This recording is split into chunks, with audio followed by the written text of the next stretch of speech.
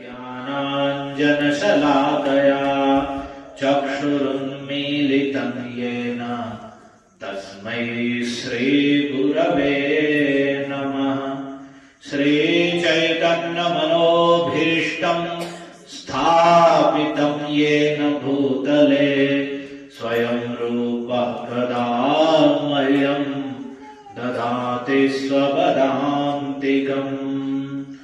वन्देऽहं श्रीगुरोः श्रीयुतपदकमलं श्रीगुरून् वैष्णवांश्च श्रीरूपं साग्रजातं सहगण रघुनाथान्वितं तं सजीवं साद्वैतं सावधूतं परिजनसहितं कृष्ण चैतन्यदेवं श्रीराधा कृष्ण पादान् सहगण ललिता श्रीविशाखान्वितांश्च। हे कृष्ण करुणा सिन्धो दीनबन्धो जगत्पते गोपेश गोपिका कान्त राधाकान्त नमोऽस्तुते। तप्त काञ्चन गौराङ्गी राधे वृन्दावनेश्वरी वृषभानुसुते देवी प्रणमामि हरिप्रिये। रामं रामानुजं सीतां भरतं भरतानुजं सुग्रीवं वायुसूनुं च प्रणमामि पुनः पुनः। जय श्री कृष्ण चैतन्य प्रभु नित्यानंद श्री अद्वैत गदाधर श्रीवासादि गौर भक्तवृंद। हरे कृष्णा कृष्णा कृष्णा हरे हरे हरे राम राम राम हरे हरे। हरे कृष्णा कृष्णा कृष्णा हरे हरे हरे राम राम राम हरे हरे। ओम नमो भगवते वासुदेवाय। ओम नमो भगवते वासुदेवाय। ओम नमो भगवते वासुदेवाय। ओम नमो भगवते वासुदेवाय। ओम नमो भगवते वासुदेवाय। ओम नमो भगवते वासुदेवाय। बोलिए। ततश्च द्वादशे मासे चैत्रे नावमिके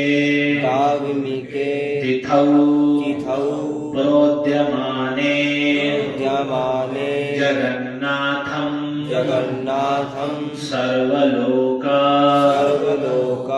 नमस्कृतं कौसल्या आजनयत् रामं दिव्यलक्षण संयुतं प्रोद्यमाने जगन्नाथं सर्वलोक नमस्कृतं कौसल्या जनयत् रामं दिव्यलक्षण संयुतं। हरे कृष्ण। आप सभी का स्वागत है। आज श्री राम नवमी के पावन अवसर पर बहुत दिनों के बाद आज पुनः ये संकीर्तन आरंभ हो रहा है। तो आज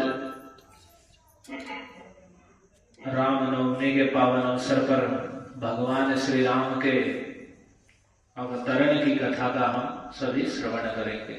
कैसे स्वयं भगवान श्री राम रूप में भगवान ने दशरथ जी के पुत्र के रूप में अवतार ग्रहण किया। क्यों भगवान राम रूप में अवतार लिए, इस सब को हम सुनेंगे, क्या कारण था।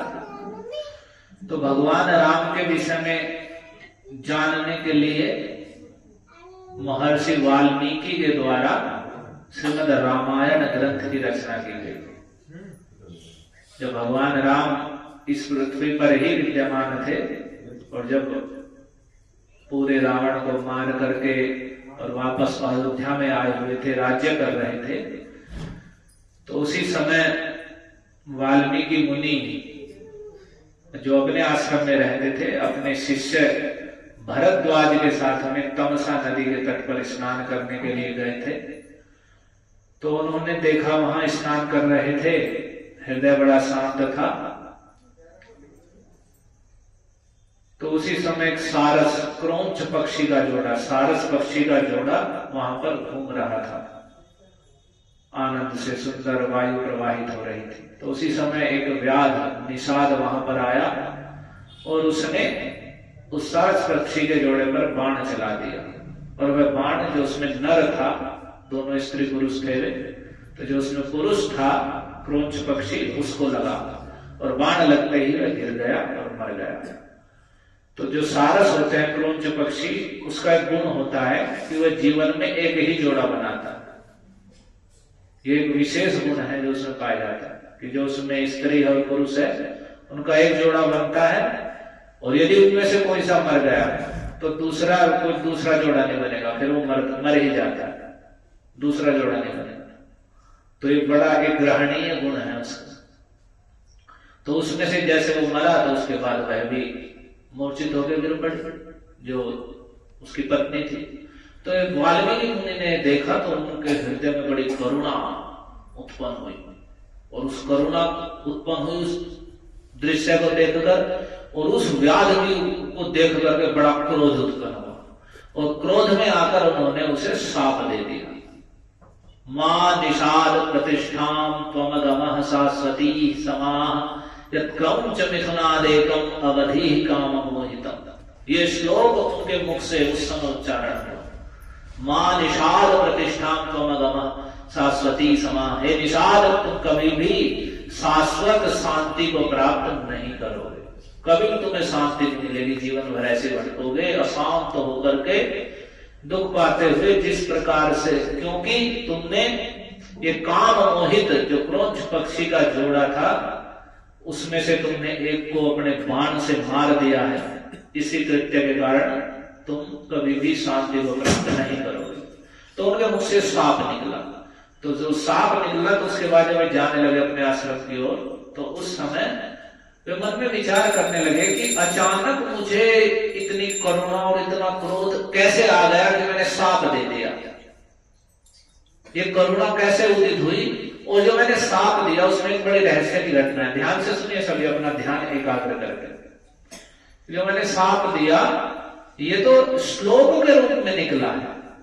ऐसे समझो कि हम किसी को कोई बात कहें और वह दोहा बन के निकल जाए, एक दोहा बन जाए अपने आप ही बिना सोचे विचारे, तो लगेगा ना कि कैसे कि मैं तो सामान्य भाषा में सामान्य प्रवाह से बोल रहा था और ये दोहा बन गया।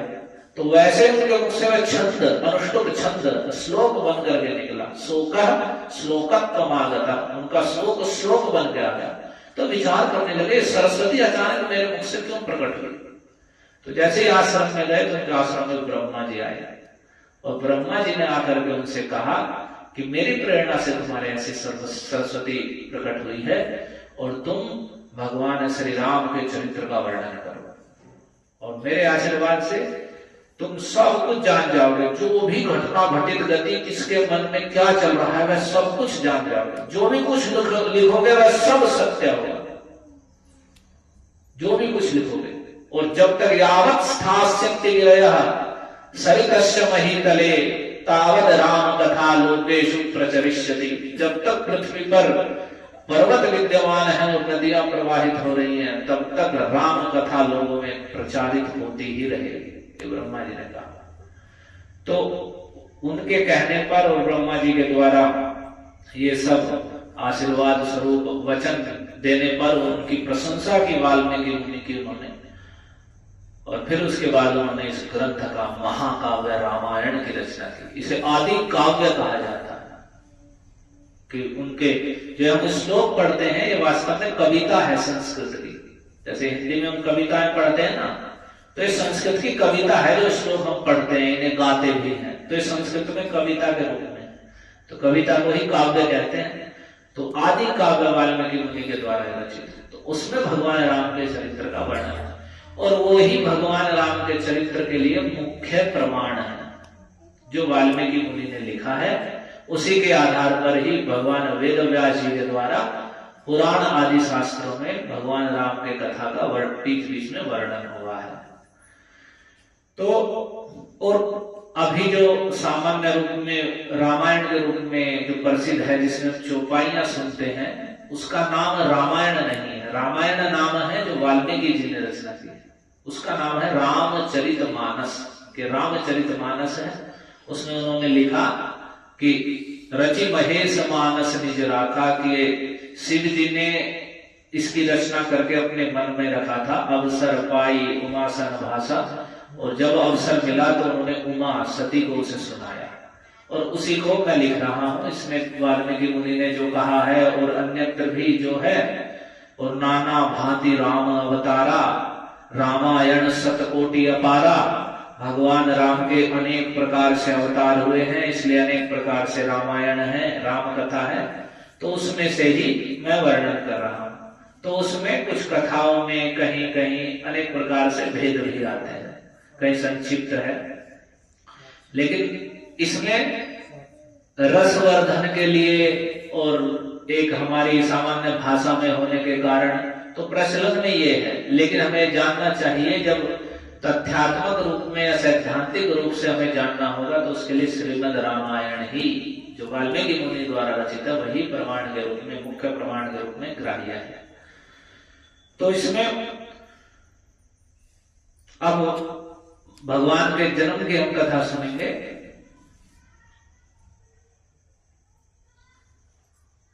कि महाराज दशरथ जो अयोध्या के राजा थे, ये सूर्य वंश का वर्णन है कि दो वंश चले क्षत्रिय नरेशों के, एक सूर्य वंश और एक चंद्र वंश, जो सूर्य देव से चला। सूर्य देव का नाम है विवस्वान। विवस्वान के पुत्र हैं मनु महाराज, और मनु के पुत्र फिर जो इक्ष्वाकु आदि हुए, 10 पुत्र हुए। तो वे सब, उनके आगे जो वंश चला है वो सूर्य वंश है। तो उस इक्ष्वाकु वंश में आगे चल करके भागवत में सुखदेव जी बता रहे हैं कि खट्वांगा दीर्घबाहुष्य रघुस तस्मात् पृथुस्रवा।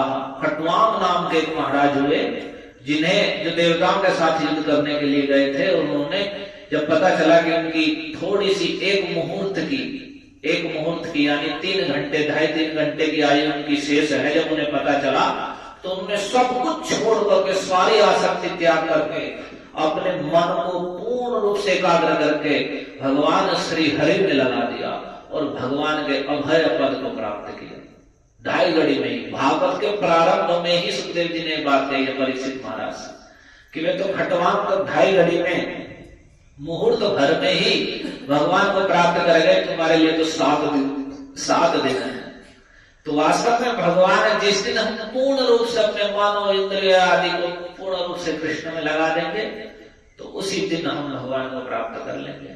और जब तक नहीं लगाएंगे तो जब अनंत जन्म बीत जाए कभी भी प्राप्त नहीं करेंगे। तो उन्हीं खट्वांगा दीर्घबाहुष्य, खट्वांग महाराज के दीर्घबाहु हुए, और दीर्घबाहु के पुत्र हुए रघु, जिनका बड़ा यश है, उन्हीं के नाम पर रघुकुल हुआ। और रघु के पुत्र हुए महाराज अज, और अज के पुत्र हुए महाराज दशरथ। तो दशरथ जी के पुत्र के रूप में कह रहे हैं तस्यापि भगवानेश साक्षात् ब्रह्ममयो हरि अंशांशेन चतुर्धागा पुत्रत्वं प्रार्थितः सुरैः। कि देवताओं के द्वारा प्रार्थना किए जाने पर, देवताओं ने प्रार्थना की तो उनके द्वारा प्रार्थना किए जाने पर जो वेदमय भगवान श्री हरि हैं, भगवान विष्णु हैं, वे ही उनके पुत्र के रूप में अपने अंशांश भाग से उनके पुत्र के रूप में आए। दशरथ जी के अंशांश भाग से यानी अपने अंश सहित 4 रूपों में प्रकट हुए। राम लक्ष्मण भरत शत्रुघ्न इति संज्ञया। राम लक्ष्मण भरत और शत्रुघ्न। तो इसी को देवताओं ने कैसे प्रार्थना की और कैसे उनके पुत्र के रूप में हुए, ये हम सुनते हैं। दशरथ महाराज अयोध्या के बड़े ही श्रेष्ठ राजा थे, बड़े धर्मज्ञ, धर्म के विषय को जानने वाले, पूर्ण रूप से धर्म के आचरण में तत्पर और बड़े उदार हृदय के, कंजूस कृपण हृदय के नहीं, उदार थे, बड़े दानी आदि, और महर्षियों के समान तेजस्वी थे। जैसे ऋषियों का महर्षियों का तेज होता है, ऐसे महाराज दशरथ का तेज है। तो उनकी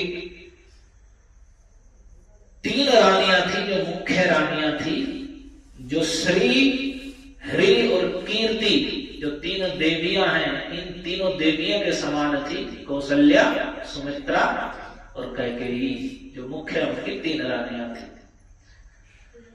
तो उन दशरथ महाराज के कोई भी संतान नहीं थी। एक संतान हुई थी कन्या शांता नाम की, जो उन्होंने राजा रोमपाद को दे दी थी। तो उसके बाद उनके कोई पुत्र आदि नहीं थे। तो वे दशरथ महाराज दुखी थे कि कैसे संतान उत्पन्न हो। तो वशिष्ठ जी के पास गए, उन्होंने उन्हें अश्वमेध यज्ञ करने के लिए कहा। किसी भी कार्य के लिए आप सुनेंगे भगवान की आराधना की बात है।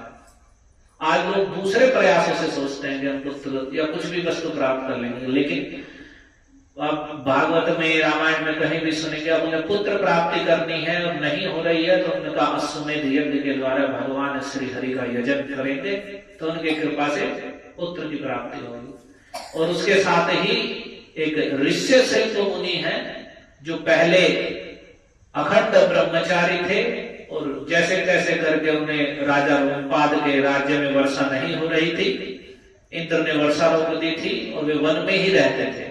तो उन्होंने जैसे तैसे करके स्त्रियां भेज करके उन्हें बहला फुसला करके अपने राज्य में बुला लिया था और फिर उनके साथ उसी कन्या का विवाह किया था, जो दशरथ जी की शांता, उसका विवाह ऋष्यशृंग मुनि के साथ हुआ।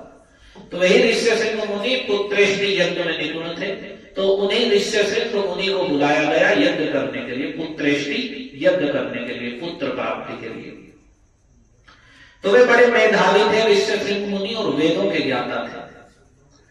तो उन्होंने बहुत देर तक ध्यान किया और अपने कर्तव्य का निश्चय किया। और निश्चय करने के बाद उन्होंने दशरथ महाराज से कहा, हे महाराज, मैं आपको पुत्र की प्राप्ति कराने के लिए अथर्ववेद के मंत्रों से पुत्रेष्टि नामक यज्ञ कराऊंगा। अथर्ववेद के मंत्रों से, और जब वेदोक्त विधि के अनुसार, जैसी शास्त्र में विधि है उसके अनुसार जब वह अनुष्ठान किया जाएगा तो वह यज्ञ अवश्य सफल होगा। हमें एक बात विशेष ध्यान देनी चाहिए कि जिस कार्य की जो विधि है और जो हम भक्ति करते हैं, जो भक्ति की विधि शास्त्र में है, उसके अनुसार करने पर फल की प्राप्ति होती है। मन गढ़ंत करने पर कोई फल बल की प्राप्ति नहीं होती। लेकिन आजकल क्या है, मन गढ़ंत करने में ज्यादा अच्छा लगता है कि हमारे मन में जो आ रहा है जैसे आ रहा है वैसे करेंगे। और यहाँ महाराज जी या कथा में कुछ भी बताते रहिए, कुछ भी सुनाते रहिए, वो हम कान पे को टाल देंगे और हमें जैसे मन में आएगा वैसी पूजा करेंगे, जो मन में आएगा वैसे करेंगे। तो ऐसा करने से कोई सुफल प्राप्त नहीं होता। देखो यहाँ ऋषिशृंग मुनि ने कहा, जब हम वेद की विधि के अनुसार उसे करेंगे तो अवश्य ही सुफल प्राप्त होगा। एक और बात उन्होंने कहा, अथर्ववेद के मंत्रों से। आजकल लोग पढ़ाते हैं कि पहले 3 ही वेद थे और एक अथर्ववेद बाद में रचना की गई। तो अथर्ववेद भी पहले से ही है। जब ही उस समय त्रेता युग में ये अथर्ववेद के मंत्रों से यज्ञ कर रहे हैं। और आजकल पढ़ाते हैं कि तो 3-4 हजार वर्ष पहले वेदों की रचना हुई। कितनी बड़ी मूर्खता है। और वही पढ़ाया जाता है इतिहास में, जो स्कूल में सब बच्चे पढ़ते हैं। और कैसे भारत के लोग इतने मूर्ख हैं हम कि हम अपने शास्त्रों से इतने दूर हो गए, उसे मान लेते हैं हाँ ये तो बाद में लिखे गए हैं। ये अनादिकाल से भगवान के मुख से निकली हुई वेदवाणी है। तो जब उन्होंने ऐसा कहा कि हम पुत्रेष्टि यज्ञ करेंगे अथर्ववेद के मंत्रों से, तो उन्होंने यज्ञ प्रारंभ कर दिया पुत्र प्राप्ति के लिए तेजस्वी ऋषि ने, और बिल्कुल स्रोत विधि के अनुसार यज्ञ में आहुति डालनी प्रारंभ कर दी।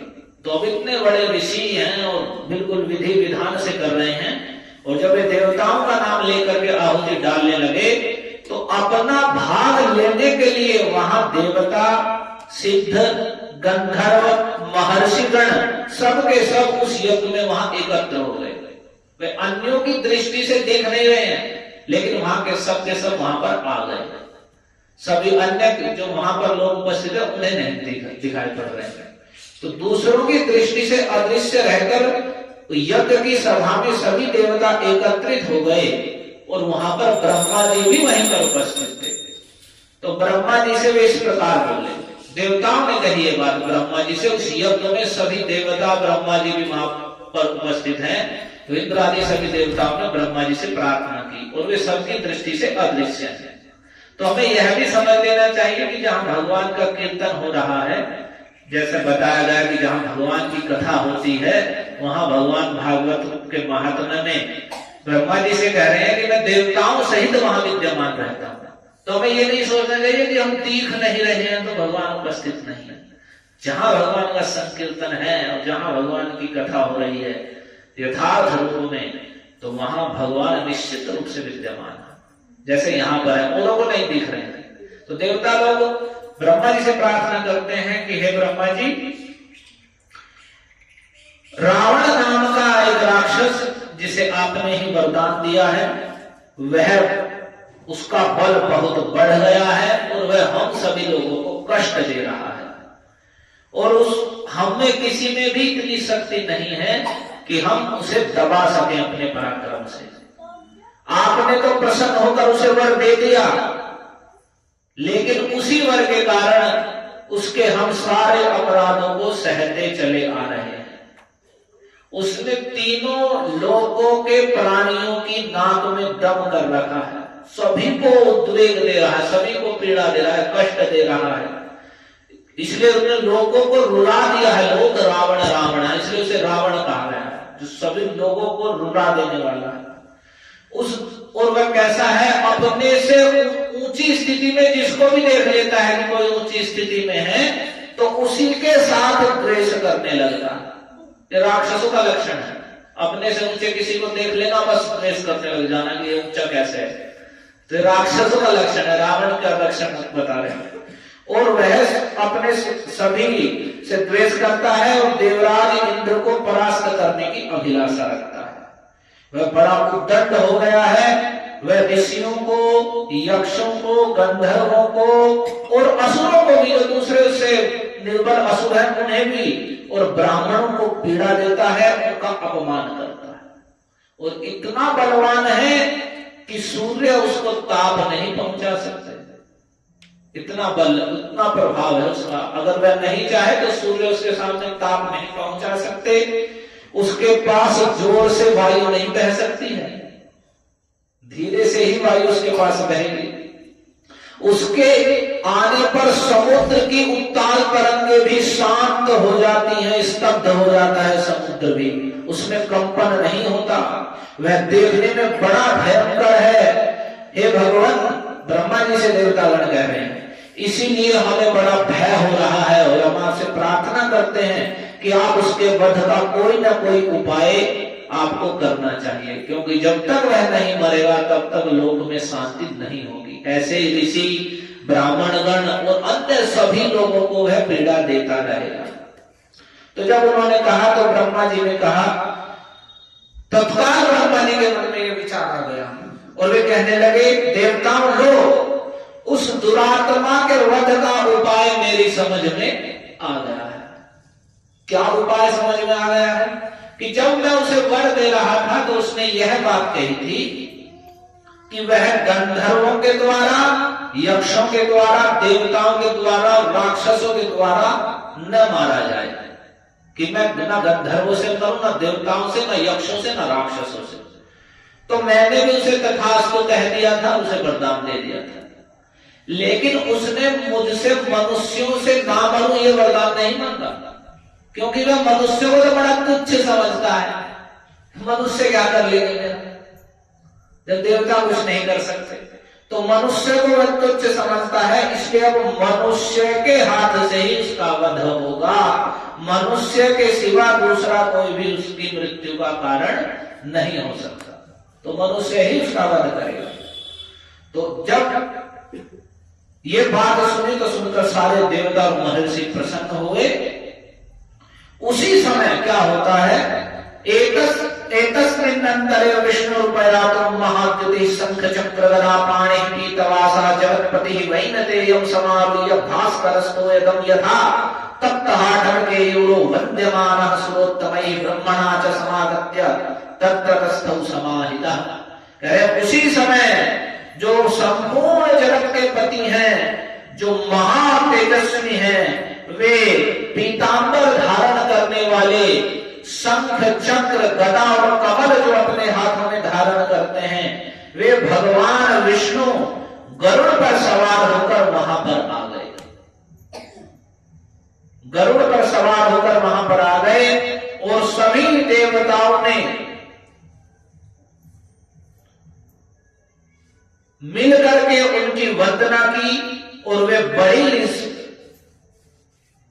सावधानी के साथ ब्रह्मा जी ने उन सभी देवताओं सहित भगवान की स्तुति की, वंदना की और उनके साथ वहां पर भगवान विराजमान हो गए। तो जब भगवान वहां पर विराजमान हो गए, उस सभा में आ गए, तो उसके बाद देवताओं ने विनीत भाव से, बड़े विनम्र भाव से भगवान की स्तुति करते हुए कहा, हे सर्वव्यापी महेश्वर, हे विष्णु। विष्णु का अर्थ है सब जगह व्याप्त है, सब जगह रहते हैं, कोई ऐसी जगह नहीं है जहां पे ना हो। जैसे प्रहलाद महाराज ने हिरण्यकशिपु को कहा था, उन्होंने कहा कहां है तेरा विष्णु, कहे सभी जगह। तो कहा तो खंबे में क्यों नहीं दिख रहा है, तो ऐसे छोड़कर उसने खंबे पर जैसे ही प्रहार किया तो भगवान वहां से प्रकट होकर बता दिया कि मैं सब जगह हूं और मेरे भक्त प्रहलाद ने जो कहा है वह पूर्ण रूप से सत्य है। तो जो सभी जगह व्याप्त रहने वाले आप परमेश्वर हैं, देवता भगवान से कहते हैं, तो आप तीनों लोगों की हित की कामना से आपके ऊपर हम एक भार दे रहे हैं। क्या भार दे रहे हैं कि देखो प्रभु, अयोध्या के राजा दशरथ जी जो बड़े धर्मज्ञ हैं, उदार हैं, महर्षियों के समान तेजस्वी हैं, इनकी 3 रानियां हैं जो देवियों के समान हैं। तो आप अपने 4 स्वरूप बना करके उन तीनों रानियों से 4 स्वरूप बना करके उनके पुत्र के रूप में अवतार ग्रहण कीजिए। विष्णु पुत्र मानव चतुर्विधम, आप अपने आप को ही 4 रूप में बना लीजिए। तो राम लक्ष्मण भरत शत्रुघ्न, ये ऐसे नहीं है कि राम भगवान है, लक्ष्मण और भरत शत्रुघ्न जो है वे ऐसे ही हैं, ये भगवान ही उन 4 रूपों में है अपने अंशांश भाग से। तो और इस प्रकार से आप मनुष्य रूप में प्रकट होकर संसार के लिए कांटे बने हुए और जो देवताओं के लिए भी जिनका वध करना कठिन है, उस रावण को आप रणभूमि में मार डालिए। देवताओं ने भगवान से ये प्रार्थना की। क्या प्रार्थना की? ये भगवान, हम आपसे प्रार्थना करते हैं कि ये महाराज दशरथ बड़े ही धर्मज्ञ हैं और बड़े ही धर्मशील हैं और इनकी 3 रानियां हैं जो देवियों के समान हैं।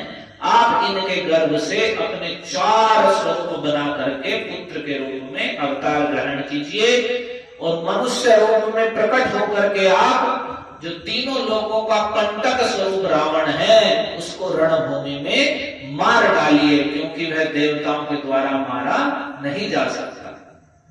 और वह मूर्ख राक्षस का पराक्रम बहुत बढ़ा हुआ है, वह सभी कष्ट बताने लगे, देवताओं, गंधर्वों, ऋषियों को, सबको बड़ा कष्ट देता है। और उसने ऋषियों को, गंधर्वों को, अप्सराओं को भी स्वर्ग से नीचे गिरा दिया है। तो हम उसके वध के लिए आपकी शरण में आए हैं। आप शत्रुओं को संताप देने वाले हैं। देवता लोग कह रहे हैं, ब्रह्मा जी भी उसमें, ये भगवान की महिमा सुनिए। और भक्त लोग उसे सुन करके भी उनकी भगवान में मति नहीं लगती है और भगवान की भी उपेक्षा कर सकते हैं, लेकिन अन्य अपनी मन गणत जो टोने टोटके करते हैं उसे नहीं छोड़ेंगे।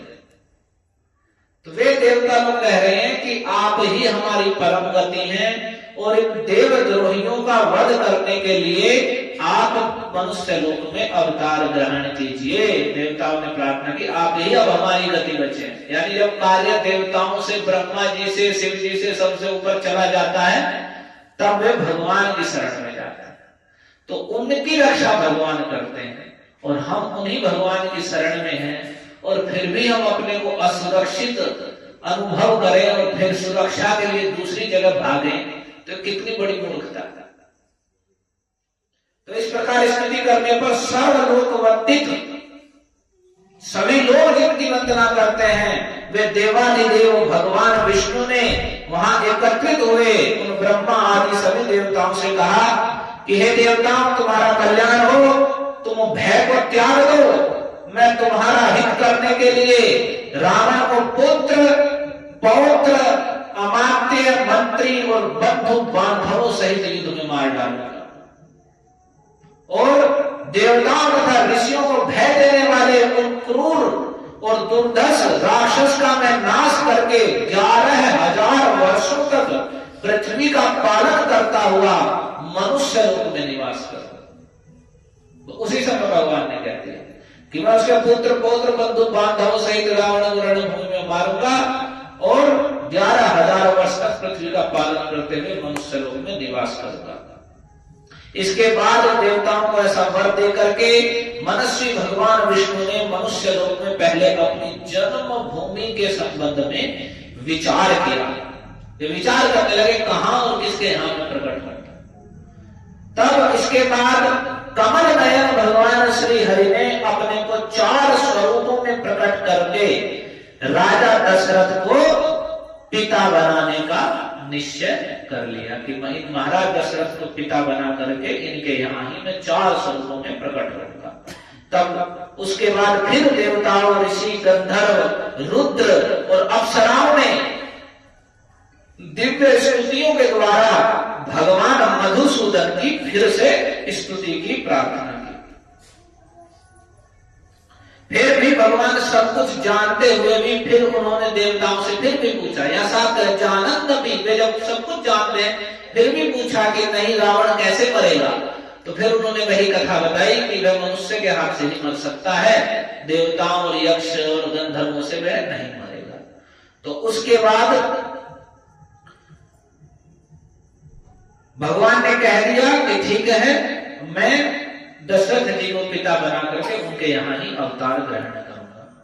अब इसके बाद भगवान वहां से देवताओं और महर्षियों से पूजित होकर के अंतर ध्यान हो गए। इधर यज्ञ चल रहा था, अब भगवान वहां से ऐसा वरदान दे के अंतर ध्यान हो गए, यानी अदृश्य हो गए, और वहां पर यज्ञ चल रहा था। तो उसी यज्ञ में फिर दशरथ जी के उस यज्ञ में अग्निकुंड से तो विशाल काय पुरुष प्रकट हुआ, जिसका बड़ा विशाल शरीर है और उसके शरीर में इतना प्रकाश है कि कोई तुलना नहीं की जा सकती, इतना चमक रहा है, इतना प्रकाश है। और उसका बल पराक्रम महान था। उसका अंग जो शरीर था वह काले रंग का था, लेकिन उससे प्रकाश निकल रहा था। उसने उसके शरीर पर उसने लाल वस्त्र धारण कर रखा था, उसका मुख भी लाल वर्ण का था और वाणी उसकी दुंदुभी के समान गंभीर स्वर वाली थी। उसके रोम, उसकी दाढ़ी, मूंछ और उसके केस सब के सब बड़े चिकने और सिंह के समान जान पड़ रहे थे। ऐसा पुरुष प्रकट हुआ। और वह कैसे प्रकट हुआ? तो उसने हाथ में जांबुनद नामक स्वर्ण की, स्वर्ण के भी अलग अलग भेद है, जांबुनद नामक स्वर्ण की चमकती हुई एक थाली ले रही थी और वह ऊपर से चांदी के ढक्कन से ढकी हुई थी और उसमें दिव्य खीर थी। और वह खीर से भरी थाली उसने अपनी दोनों भुजाओं पर उठा रखी थी। तो उसने महाराज दशरथ की ओर देखकर कहा कि मैं प्रजापति लोक से आया हूं और प्रजापति की आज्ञा से ही यहां पर आया हूं। तो दशरथ जी ने हाथ जोड़कर कहा कि आपका स्वागत है, कहिए मैं आपकी क्या सेवा करूं। तो उस प्राजापत्य पुरुष ने जो अग्निकुंड से प्रकट हुआ था उसने बात कही कि तुम भगवान की आराधना करते हो, इसलिए आज तुम्हें यह अद्भुत वस्तु प्राप्त हुई है। क्या है? यह देवताओं की बनाई हुई खीर है जो संतान की प्राप्ति कराने वाली है और तुम इसे ग्रहण करो, यह धन को भी देने वाली है और निरोगता को भी देने वाली है, आरोग्य देने वाली है। इसके बाद तुम इस खीर को अपनी योग्य पत्नियों को खिला दो और उन पत्नियों को खिलाओ। ऐसा करने पर उनके गर्भ से आपको अनेक पुत्रों की प्राप्ति होगी। एक पुत्र की नहीं, अनेक, यानी एक से अधिक पुत्रों की प्राप्ति होगी और तुम पुत्र प्राप्ति के लिए ही यह यज्ञ कर रहे हो। तो जब उन्होंने ऐसा कहा तो राजा ने बहुत अच्छा कहकर उसकी खीर को, सोने की थाली को अपने मस्तक पर धारण किया और उस जो पुरुष वहां पर आए थे या अग्निकुंड से उन्हें प्रणाम किया, उनकी परिक्रमा की। और परिक्रमा करने के बाद वह जो तेजस्वी पुरुष आए थे वह अंतर ध्यान हो गए। राजा दशरथ बड़े प्रसन्न हुए, मानो निर्धन को धन मिल गया है, और वे अपने अंतःपुर की स्त्रियों के पास गए। वे बड़ी ही श्रेष्ठ चंद्रमा की रम्य रश्मियों से सुशोभित आकाश के समान वह अंतःपुर सुशोभित था। उन जो महाराज दशरथ की महारानियां थी, तो उनमें उस खीर को लेकर के, ये बड़े ध्यान से सुनिए, उस खीर का वितरण कैसे किया उन्होंने। तो जो रामायण में वर्णित है वह अलग है, जो तुलसीदास जी द्वारा रामचरितमानस में वर्णन किया गया है वह अलग है।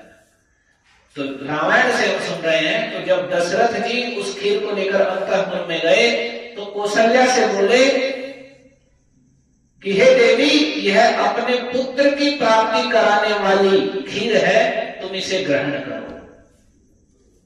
तो महारानी कौशल्या बड़ी प्रसन्न हुई और उस समय उन्होंने, महाराज दशरथ ने, ये ध्यान से सुनिए, उस खीर का आधा भाग महारानी कौशल्या को दे दिया। पूरी खीर का आधा भाग कौशल्या को दे दिया।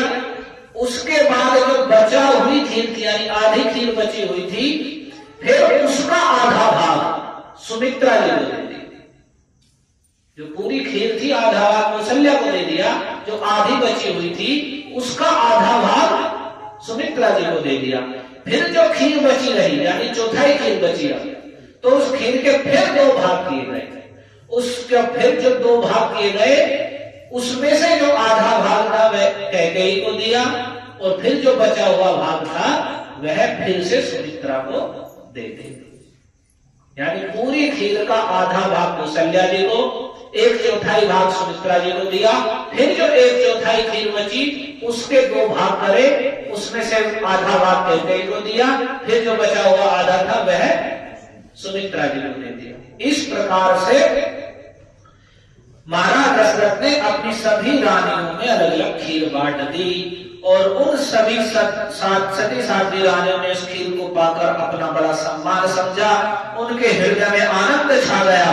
कुछ समय के बाद इन्हें तीनों साथ हुई पतिव्रता महारानियों ने शीघ्र ही गर्भ धारण किए और वे ऐसे गर्भ धारण किए जो अग्नि और सूर्य के समान तेजस्वी थे। गर्भ धारण करते समय ही कह रहे हैं कि अग्नि और सूर्य के समान तेजस्वी थे। उन रानियों को गर्भवती देखकर महाराज दशरथ को बड़ी प्रसन्नता हुई और जैसे स्वर्ग में इंद्र आदि देवताओं और ऋषियों से पूजित होकर भगवान हरि प्रसन्न होते हैं, उसी प्रकार भूतल पर देवेंद्र सिद्ध और महर्षियों से सम्मानित होकर महाराज दशरथ संतुष्ट हो रहे थे। तो इधर जब भगवान उनके पुत्र के रूप में उनके गर्भ में आ गए हैं, तो वहां ब्रह्मा जी इस बात को जान गए कि इनके पुत्र के रूप में भगवान जन्म लेने वाले हैं। तो उन्होंने सभी देवताओं से कहा कि तुम सब के सब जाओ और सब के सब वानरों के यहाँ, रीछ भालुओं के यहाँ जाकर के जन्म ग्रहण करो अपने अपने अंश से। तो अपने अपने अंश से सबको जन्म ग्रहण करने के लिए कहा गया। तो उसमें 1-2 को बता देता हूं। जैसे देवराज इंद्र ने वानर राज बाली को पुत्र के रूप में उत्पन्न किया। देवराज इंद्र के अंश से बाली प्रकट हुए। बृहस्पति से तार नाम के महावानर प्रकट हुए और गंधमादन जो कुबेर के पुत्र थे, कुबेर के अंश से गंधमादन प्रकट हुए। विश्वकर्मा के अंश से नल का जन्म हुआ और नील का जन्म हुआ अग्निदेव के अंश से नील का जन्म हुआ उसके बाद अश्विनी कुमारों से मैंद और द्विविद का जन्म हुआ। और उसके बाद हनुमान जी के विषय में कह रहे हैं कि मारुतस्य उग्रसः श्रीमान हनुमान नाम वानरः वज्र संहननोपेतो वैनतेय समूजवे। हनुमान नाम वाले ऐश्वर्यशाली वानर वायु देवता के औरस पुत्र हैं। उनका शरीर वज्र के समान सुदृढ़ था और वे तेज चलने में गरुड़ के समान थे। वे सभी वानरों में श्रेष्ठ और सबसे अधिक बुद्धिमान और बलवान थे।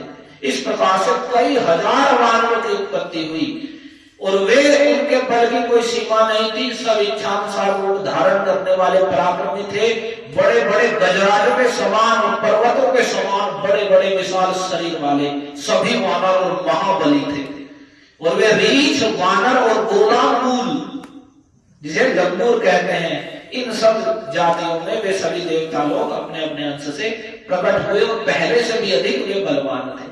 उसके बाद जब यज्ञ पूरा हो गया तो महाराज दशरथ ने सबको विदा कर दिया था वहां से। अब बता रहे हैं ततो यज्ञ समाप्ते तु ऋतु नाम षट् समत्ययु। जब यज्ञ समाप्त हुआ तो 6 ऋतुएं बीत गई।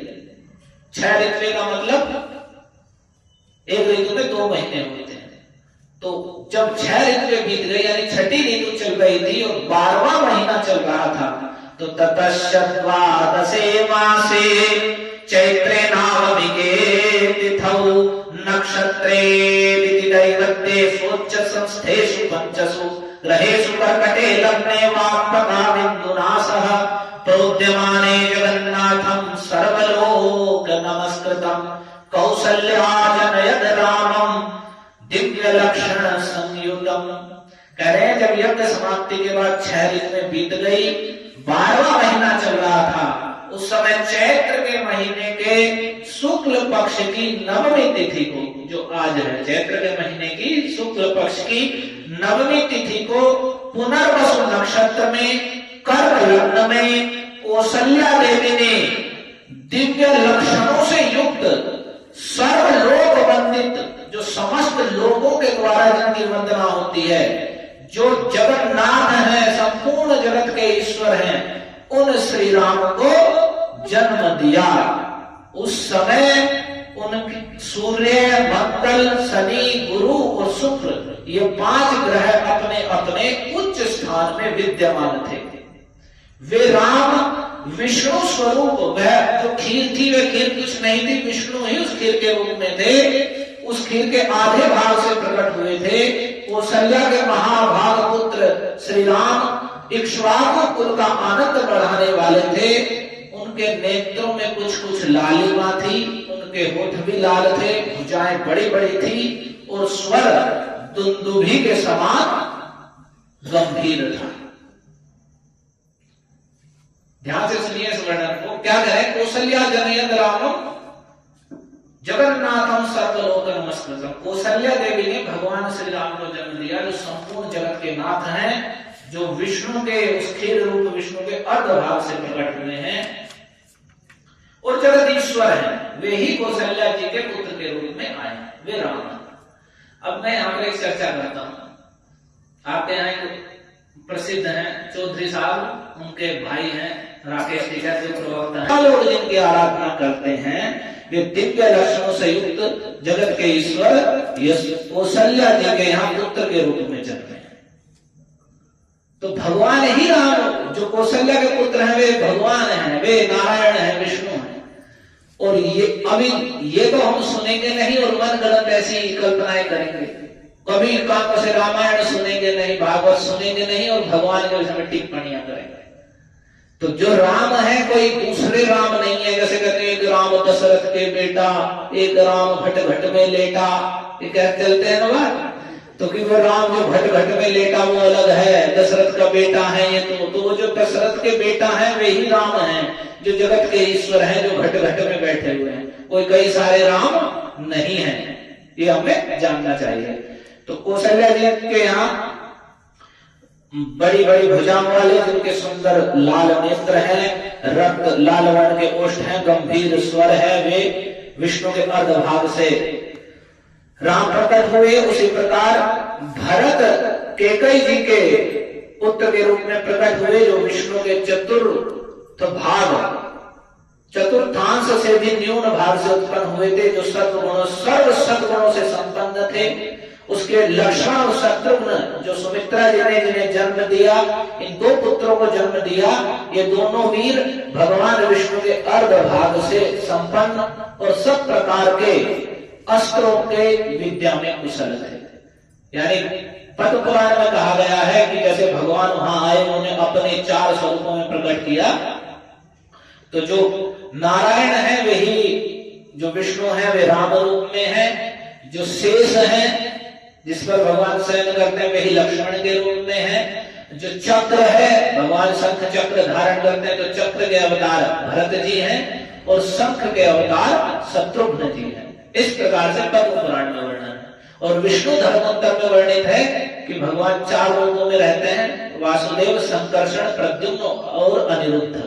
तो वही वासुदेव से राम और संकर्षण जो बलराम जी हैं उनके ही अंश से लक्ष्मण हैं, और जो प्रद्युम्न है उनके अंश से भरत हैं, और जो अनिरुद्ध है उनके अंश से शत्रुघ्न जी हैं। इस प्रकार से भगवान ही अपने को 4 रूपों में विभक्त करके दशरथ जी के यहाँ कौशल्या से राम रूपों में, सुमित्रा से भरत और सुमित्रा से लक्ष्मण और शत्रुघ्न के रूप में, और कैकेयी से भरत के रूप में भगवान ने अवतार ग्रहण किया।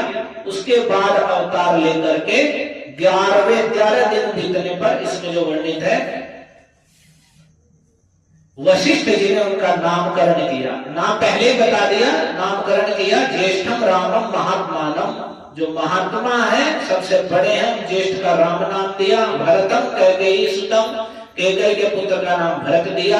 सौमित्रिम लक्ष्मणमिति शत्रुघ्नम परम तथा, जो सुमित्रा के पुत्र हैं पहले उनका नाम लक्ष्मण, दूसरे पुत्र का नाम शत्रुघ्न किया। वशिष्ठ परम प्रीतो नामानि कुरुते तथा, परम प्रसन्न होकर वशिष्ठ जी ने ये उनके नाम रखे, राम, भरत, लक्ष्मण और शत्रुघ्न। इस प्रकार से भगवान आज ही के दिन राम नवमी के दिन भगवान श्री राम रूप में दशरथ जी के, कौशल्या जी के पुत्र के रूप में भगवान ने अवतार ग्रहण किया है। तो भगवान के अवतार की तिथि उतनी ही महत्वपूर्ण है, और वह उपवास आदि रखने पर और उस दिन भगवान की कथा का श्रवण करने पर जो संसार का बंधन है वह छिन्न होता है, अविद्या का, अज्ञान का बंधन दूर होता है, और भगवान के चरणों में भक्ति की प्राप्ति होती है। और साथ ही यदि वो संसारिक मनोकामना है, जैसे जिसको पुत्र प्राप्ति नहीं हो रही है, जिसको ये प्राप्त नहीं हो रहा है, यदि वह भी इस प्रकार से उपवास रख के भगवान के जन्म के दिन, रामनवमी, जन्माष्टमी, नरसिंह चतुर्दशी, गौर पूर्णिमा और या एकादशी जैसे उपवास रखते हैं, भगवान की पूजा करते हैं, हरे कृष्ण महामंत्र का जप करते हैं, गीता भागवत रामायण को पढ़ते हैं, तो वे सारी अभिलाषाएं भी भगवान सहज ही पूर्ण कर देते हैं, क्योंकि देवताओं को भी वे वरदान देने वाले हैं। तो फिर हमारी अभिलाषाएं वे क्यों नहीं पूरा कर सकते? क्यों हम छोटी छोटी अभिलाषाओं को लेकर इधर उधर भाग रहे हैं? वे देवताओं की अभिलाषा पूर्ण करने वाले हैं। तो उनकी संक्षेप में कथा यही है, एक श्लोक में इसे कहने के बाद बंद करते हैं कि गुरुवर्थे त्यक्त राज्यो व्यचरत अनुवनम पद्म पद्भ्याम प्रियायाः पाणिस्पर्शा क्षमाभ्याम मृजित पथरुजो यो हरिद्रानुजाभ्याम वैरूप्याच्छोर्पणख्याः प्रिय विरह रुषारोपित भ्रो विजृम्भत्रस्ताब्धिर्बद्ध सेतुः खलदवदहनः कौसलेन्द्रोऽवतान्नः। सुखदेव जी कह रहे गुरुवर्थे त्यक्त राज्यो, अपने गुरु यानी अपने पिताजी के अर्थ के लिए, उनके कहने पर, उनके वचन को मान करके, उनके दिए गए वचन को पूरा करने के लिए उन्होंने सारे राज्य का, सारी संपत्ति का, सबका, अपने प्रणय जनों का त्याग करके उन्होंने वन वन में विचरण किया। व्यचरत अनुवनम, एक वन से दूसरे वन में, दंडकारण्य में, चित्रकूट में, इन सब में भगवान ने भ्रमण किया। और पद्म पद्भ्याम प्रियायाः पाणिस्पर्शा क्षमाभ्याम, किन चरणों से उन्होंने भ्रमण किया?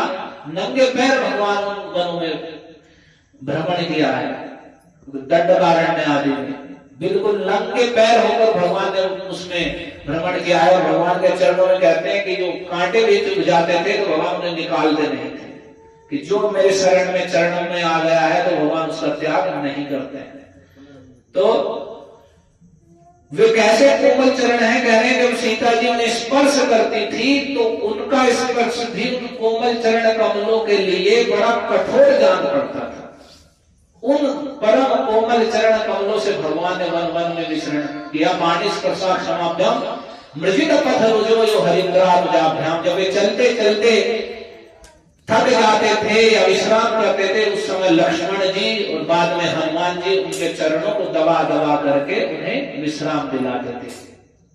और वैरूप्याच्युतपणख्या, उन्होंने शूर्पणखा आई तो उसको लक्ष्मण जी के द्वारा कुरूप कराया या कुरूप कर दिया, उसके नाक काट दी। तो वह फिर रावण के पास गई, अपने भाई पहले तो त्रिशरा आदि के पास गई। भगवान ने उस 14,000 की सेना सहित अकेले भगवान राम ने उसका वध किया। फिर रावण के पास गई, तो जब रावण आया और उसने पीछे से आकर के विदेह नंदिनी सीता जी का हरण कर लिया, तो वे सीता क्या थी? छाया सीता थी। सीता जी अग्निलोक में चली गई थी और उस समय छाया सीता को वहां प्रकट कर दिया था। ये पूर्व पुराण में वर्णित है। तो छाया सीता जी को प्रकट किया, तो छाया सीता का हरण रावण ने किया। और उसके बाद जब दोबारा अग्नि परीक्षा हुई थी तो उस अग्नि परीक्षा में छाया सीता अंतर्हित हो गई थी और वास्तविक अग्निलोक से वहां कर सीता जी प्रकट हो गई थी। ये उस अग्नि का जो अग्नि परीक्षा कहते हैं उसका ये रहस्य था। तो उस रावण ने हरण किया। तो वैरूप्याच्युतपणख्या प्रिय विरह रुषा, तो उस समय विरह में भगवान राम ने विरह में बहुत दिन तक वन में विचरण किया। फिर उसके बाद सुग्रीव से मैत्री हुई, बाली का वध किया, सुग्रीव से मैत्री हुई, फिर सीता जी का पता लगाया। और उसके कारण वे बड़े क्रोध में थे अपनी प्रिया के विरह के कारण। तो जब वे क्रोध में थे उनकी भौहें टेढ़ी हो गई, उससे समुद्र भी कांप उठा और कांप उठ करके भगवान की शरण में आए। वैरूप्याच्युतपणख्या प्रिय विरह रुषारूपित भ्रू विजिह्व प्रस्ताभ्युर्बद्ध सेतु। वह समुद्र में भयभीत हो गया। उसने प्रार्थना की कि आप मेरे ऊपर यहाँ पुल बांध दीजिए, बड़े बड़े नरपति आएंगे आपकी महिमा का गान करेंगे। तो फिर भगवान ने समुद्र के ऊपर पुल बांध दिया। आजकल लोग छोटे छोटे पुल बना करके इतनी इतनी बड़ी मशीनरी लगा करके अपने को श्रेष्ठ समझते हैं, और भगवान ने उसी समय समुद्र के ऊपर पुल बांधा जो आज भी जिसके अवशेष पाए जाते हैं राम सेतु। और वे आज भी ऐसे पत्थर हैं। यदि आप कभी वृंदावन जाएंगे तो राधा कुंड में एक मंदिर है, कुंज बिहारी गौड़िया मठ, उसमें रखा हुआ है। वो पानी के ऊपर ही तैर रहा है पत्थर, राम सेतु से लाकर उन्होंने रखा। तो पानी के ऊपर उन्होंने पुल बांध दिया और उसके बाद जाकर के खल तब दहना, जैसे अग्नि पूरे जंगल को जला करके राख कर देती है, ऐसे उन वानर सेना के साथ में भगवान श्री रामचंद्र ने उस सारे राक्षसों को रावण के भाई बंधु सहित पूरे दावाग्नि के समान जला करके सबको राख कर दिया। तो खल तब दहना, जो खल राक्षसों को दावाग्नि के समान जलाने वाले हैं, कौशलेंद्रो गताना, हमें कौशल नरेश भगवान श्री रामचंद्र हमारी रक्षा करें। हरे कृष्णा कृष्णा कृष्णा हरे हरे, हरे राम राम राम हरे हरे। ग्रंथराज श्रीमद् भागवतम की जय, श्रीमद् रामायण की जय, श्री राम नवमी महामहोत्सव की जय, भगवान श्री रामचंद्र की जय, श्री श्री सीताराम लक्ष्मण हनुमान की जय, भगवान श्री कृष्ण चैतन्य महाप्रभु की जय, जगत गुरु श्रील प्रभुपाद की जय, श्रील कृष्ण पाद की जय। निताय गौर हरि प्रेमानंदे हरि हरि।